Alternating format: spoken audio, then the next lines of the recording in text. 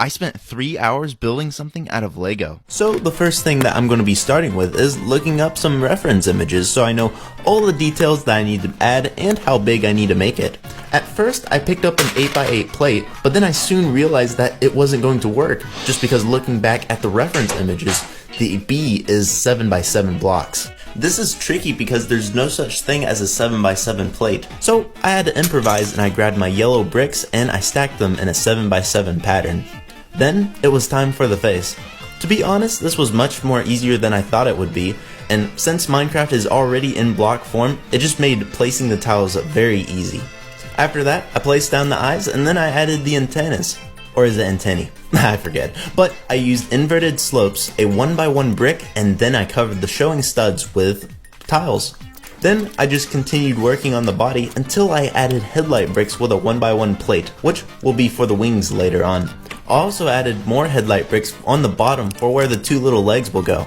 Then I continue with the alternating yellow and brown pattern until I add more headlight bricks for the back legs. Then we add another layer of yellow and brown, and now we got the head and body mostly completed. And now we can attach the legs on the bottom and finally start on the wings. The wings are very tricky because they are so thin. So I had to make an outline of the shape of the wings that I wanted. And then I grabbed my clear parts to fill in the gaps and to connect the white tiles together. Once I finished that, I built a reversed version of the other one.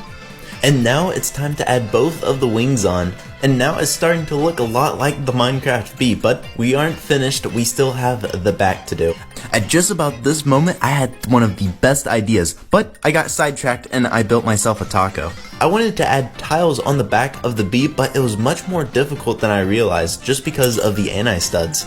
So I added these little structures with bricks with studs on the side, and I attached this little frame to the back to where it fits perfectly to the back of the bee. Once I attached the frame all nice and dandy, I added reddish brown tiles to the back.